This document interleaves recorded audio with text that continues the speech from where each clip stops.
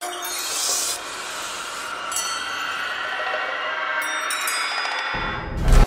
gengs, fenomena senja tuh ternyata seru banget ya.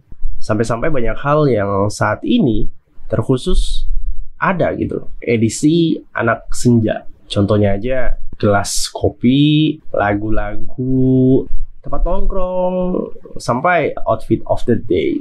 Gile, anak senja banget loh, gitu kan. Nah, menariknya dari sekian banyak hal yang beradaptasi dengan kata yang satu ini, gue tuh jadi berpikir keras dan berpikir kritis dengan satu hal. Apa itu? Quotes.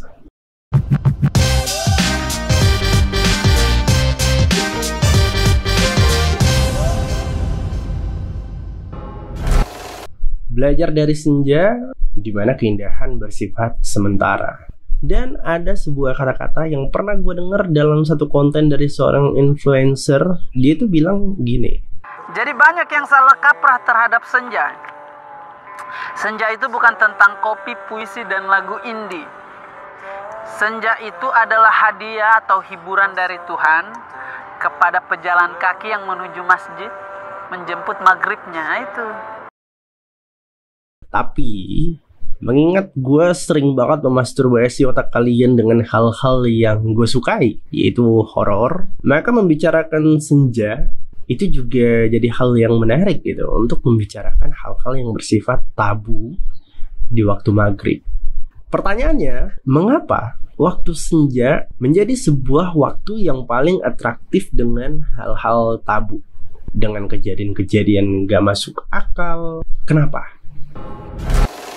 Sejujurnya semua pasti tahu, maghrib adalah waktu yang disakralkan oleh banyak umat beragama, khususnya umat Islam. Allahu Akbar, Allahu Akbar.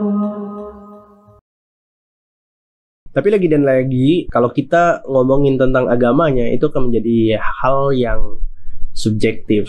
Jadi tergantung, ya kalau lo mau percaya silakan, mau enggak juga enggak. Nggak salah. Tapi di sini gue pengen ngomongin tentang hal-hal yang lebih mendekat pada realita. For your information, gue sebagai umat Islam meyakini hal ini ya, bahwa dalam hadis Sahih Muslim dari Jabir dalam kitab Sahih Muslim, Rasulullah SAW dalam sabdanya pernah mengatakan bahwa janganlah kalian membiarkan anak-anak kalian saat matahari terbenam sampai menghilangnya kegelapan malam, sebab setan berpencar jika matahari terbenam sampai menghilang kegelapan malam. Secara ilmiah, Profesor Dr. Insinyur Haji Osli Rahman MS lewat bukunya berjudul The Science of Salat yang terbit di November 2011, dalam bukunya menjelaskan bahwa saat maghrib tiba, spektrum cahaya di alam itu akan berubah menjadi merah. Makanya kalau kita lihat udah deket-deket waktu maghrib, langit kalau nggak ketutupan awan gitu ya, nggak ketutupan polusi kayak negara kita, biasanya dalam keadaan cerah akan menampakkan warna kemerahan. Nah, cahaya itu merupakan gelombang elektromagnetik yang setiap warna spektrumnya memiliki frekuensi, energi, dan panjang gelombang yang berbeda-beda. Dalam buku profesor tadi telah dijelaskan ketika sore menuju malam atau senja terjadi perubahan spektrum. Itu mendekati spektrum yang dimiliki atau yang dipancarkan oleh jin dan iblis. Makanya mereka akhirnya tumpang tindih tuh. Ini nih momen-momen dimana hal-hal tabu sering banget terjadi. Istilahnya kayak ini dimensi manusia, ini dimensi mereka. Kalau lagi maghrib itu hampir setara. Jadi ada tumpang tindihnya. Kayak sering banget kan hal-hal aneh itu terjadi. Karena ini sedang bersinggungan. Nggak usah sebut alam, tapi spektrum warna kita itu sedang bersinggungan. Jadi lebih mudah untuk melihat penampakan atau terjadi hal-hal astral gitu-gitu. Gak lengkap rasanya kalau gue ngebagi cerita horor. Tapi kali ini bukan cerita yang gue alamin, melainkan ini pengalaman horor yang dialami oleh nenek gue. Gue pernah diceritain lah pokoknya dulu udah lama banget masih kecil SMP gue pernah denger cerita ini. Dulu itu kan belum terkenal banget ya yang namanya bioskop, masih lebih dikenal dengan layar tancap karena ini nenek gue tuh kecilnya bukan di daerah perkotaan tapi lebih ke kabupaten gitu. Di sana tuh mereka kalau malam suka nayangin layar tancap, makanya banyak anak-anak yang suka kabur gitu, suka menghilang dari rumahnya kalau dicari sama orang tuanya, ya larinya ke situ. Nah, waktu kejadian, ceritanya itu di sore-sore, waktu maghrib, waktu orang-orang pada persiapan ngumpul untuk nonton. Malam hari itu nenek gue dilarang untuk pergi, pokoknya dilarang, sendirian lah dia di rumah. Ketika nggak ada satu orang pun, tiba-tiba ada seseorang yang jemput ke rumahnya. Katanya orang ini adalah orang suruhan dari keluarganya.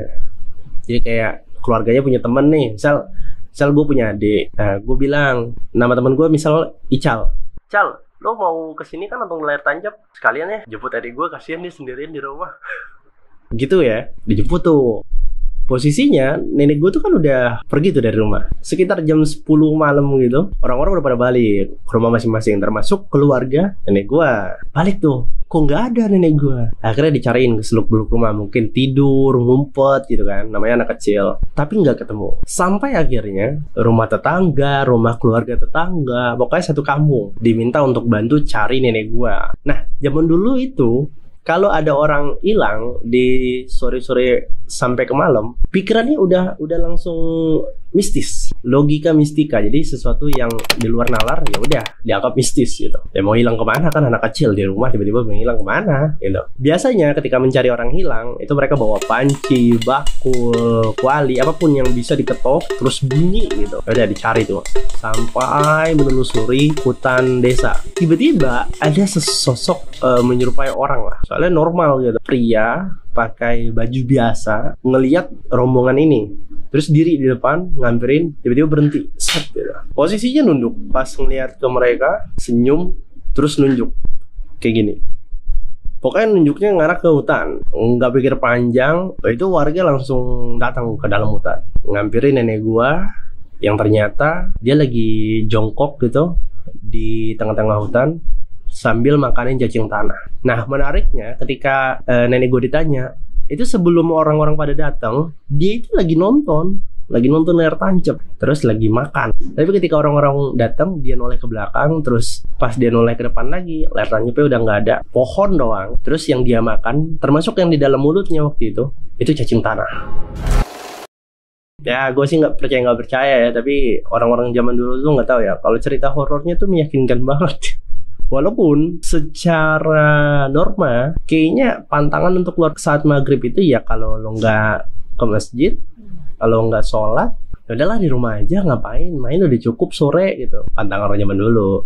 Di samping memang ada dukungan dari cerita-cerita ya seperti tadi. Lantas sebenarnya bagaimana sih harus menyikapi waktu senja dengan cara yang baik?